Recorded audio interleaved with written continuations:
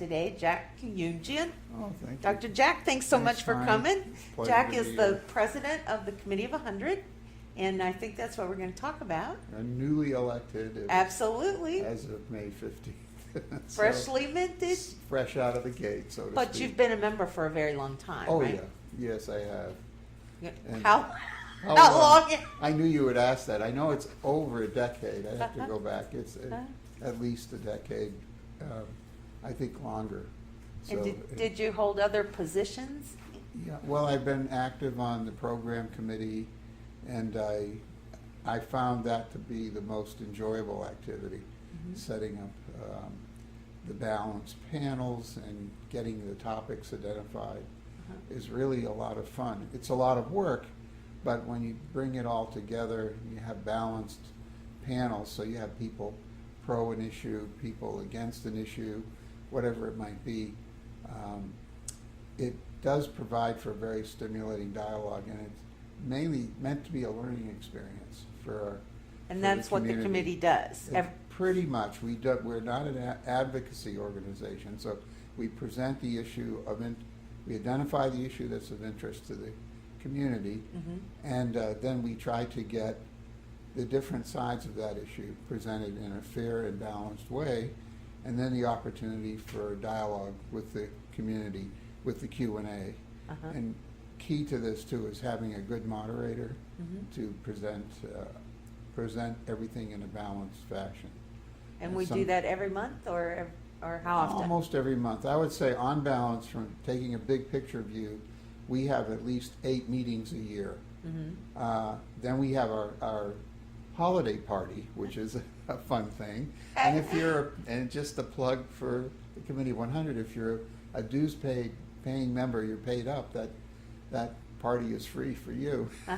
We try to rotate from the east side to the west side of the county. Right. We try to make sure that we have equal opportunity for the east side, the west side, and mid-county. We try to pick places that give different venues. And some people like the western end, some people like the eastern end, but they don't mind traveling when they know it's going to be back to their part the next time. So it works out pretty well. So what's your favorite program? Of all the programs we've done, what did you like the most? What was the best one? Wow, I don't know if I could. I guess the difficult issue of can you rest in peace in Prince William County? That was interesting. Yeah, I really appreciated that we got some of the decision makers down in DHR in Richmond to come up, and we had our county people that were very knowledgeable of the subject on the panel, and that was a very good learning experience for all of us. And that resulted in some legislation. Yes, it did. That oftentimes we'll have a program where of course, we're focused on education of our citizens, and people can take away from that whatever they wish. They might be on one side of an issue or another side of the issue, but at the very minimum, they're more educated about the issue. And that, I think, having an educated citizenry leads to better decision making. So in this case, there was a big picture look at what happens with respect for grave sites in Prince William County, and the legislation for the entire state was impacted by the meeting we held in Prince William County. And and of course, we do have our legislators to thank for that down in Richmond, that are Prince William County legislators. They carried the ball, so to speak, on that. And I'm pretty sure we have Bill, what's Bill's last name? Bill. Dink on it. Are you talking about which Bill? I'm not Bill Golden. No. No. With Relic. Oh, yes. Well, I heck. should know all this. Oh, goodness. Yeah, I know who you mean. But yeah, we have, I should have all those names at my fingertips. Yeah, well, apparently I don't either. Yeah, but I will say, to have authoritative people speak on the subject makes a big big difference. Were you talking about Bill Olson? There you go. You were talking about Bill Olson. Okay, I was thinking of the other gentleman with Relic. Yeah, But, yeah, I don't know the other fellow, but I do know Bill Olson. Yeah, with the library. He was very Yes. communicative. We Oh, had a yes. lot of conversations, and I think he Right. was really instrumental in getting the information to us, so we Right. knew what to work with. Right. I guess another notable one that was of interest, because the county board of supervisors for years had their own little pots of money for projects in their districts, and so we had the topic of discretionary funds, and I guess just by airing all of this in the open the way we do, and having both sides of the issue being discussed, actually it seemed to be a catalyst for change at the county level, and we ended up with a change in procedures so that those discretionary funds are no longer handled in that way. They go through the budgetary process. And I think some people wanted to see that happen. Some people were comfortable with the discretionary fund venue that had always been there. And but I would say in the end, having aired all those issues, I think we ended up with more standard accounting procedures being put in place, if you will. And so now the county board of supervisors, if they want something to be done, they bring it forward in the budgetary process, and there's a public discussion on it now. Well, So, I know which for is- our this is our 25th year, Yes. and I think on our programs that, did you bring one of those I with did you? bring the 25th anniversary Does program. it say tackling the tough issues? Is that what we It we was said? exploring tough issues for a quarter of a century. They said And in explore. fact, I'm that's- tackling. Yeah. So we explore them, and some people want to tackle them, yeah. But I would say, on balance, we raise the bar of awareness. Now, for instance, in fact, you were suggesting that we had the topic, that we have human trafficking in Prince William County, and not all of us appreciated the extent of the problem. And then when we brought the panel together, which we had a lady from social services, we had very experienced FBI agent, we had a very excellent panel, as we normally do when we vet this through the program committee, and they come up with all their ideas as to who ought to be there on the panel. And if that person isn't available, then who might be the other person that would be a good speaker? To me, that's the exciting thing about the Committee of 100, is that you can take an issue that maybe people aren't aware of, or Yes. some people are aware of, but it's not widely known. Right. And then you can find enough people who are willing to get on board and investigate it, and then find Right. the experts and find a good moderator and put all that program together, and we do it in 4 weeks. We do. It's an amazing process. And of course, we're all volunteers, but we do this in such a way that we get a lot of credit, compliments, if you will, from the community after an event like that, where we've accomplished our goal of educating the Prince William County citizens who care to attend. Now, if they can't be at the meeting, we do have a video of the programs, and we do put them up on our website. So that's an incredible thing too. So, do you have any plans, specific plans for topics in mind for the coming year?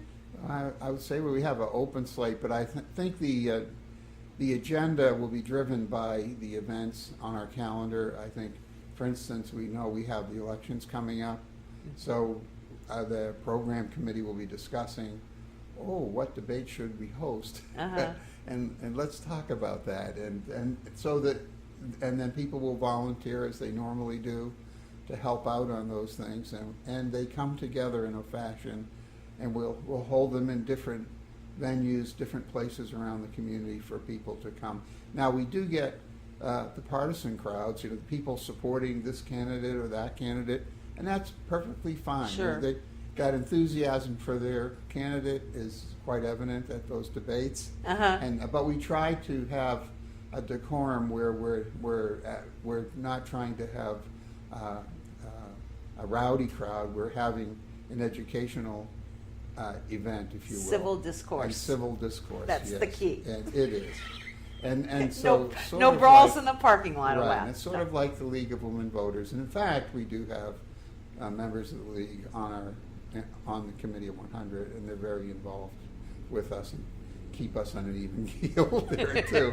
That's very nice. And so we have spirited discussions, and I think that's at the end of the day. The other thing that's unique about the Committee of 100 is that you sit down and dine with the people that have the different points of view. And in our 25th anniversary program, Denny Doherty, our immediate past president, made a comment about that. And he said, I never thought I'd enjoy sitting down and dining with people with opposite political views. But he did. He said it's a very civilizing event to break bread with people around And the a glass table. of wine does wonders. And a glass of wine does wonders. But it is a very civilized way to meet people and have a discourse before the formal program. And so the way we're set up, people can come to our event and it's free if they show up at 7:45 and walk in for the program. But if they want to socialize and dine with their Committee of 100 colleagues and the panel, then we have that opportunity too. We have usually from 7 to 7:45 is a dining experience, a little bit of social things and registration around 6:30 to 7. And that seems to be our venue that we follow. It varies a little bit here and there. Sometimes on debates, we might just have a debate and no dinner because we may have a very big crowd. And so we might find a place that's suitable to have that kind of a dialogue. But all of that information will be available. It's on our website. It's on our website. Committeeof100.org. Yes, right. And we're also on Facebook. Yes. So you can I find don't us. Facebook and Twitter that.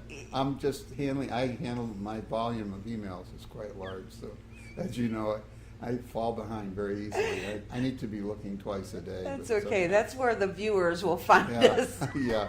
But the website is very informative. And we'll have. It has all our the past programs. Past programs. It has the videotapes. It has of those debates or discussions on topics.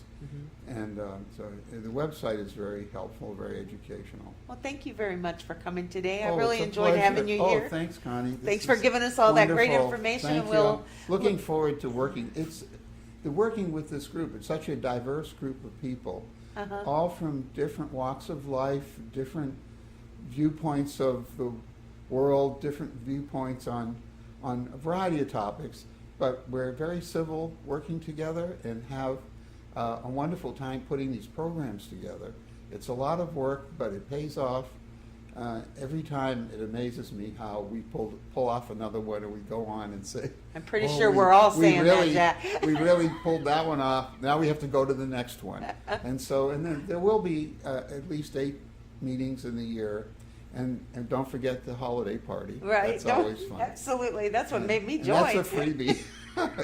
if your dues are paid up, it's a great bargain. If you look at it between the holiday party and the $5 discount on the meals, if you attend all the events, you more than get twice the value of what you paid for your membership dues. Absolutely. Just by attending all those events.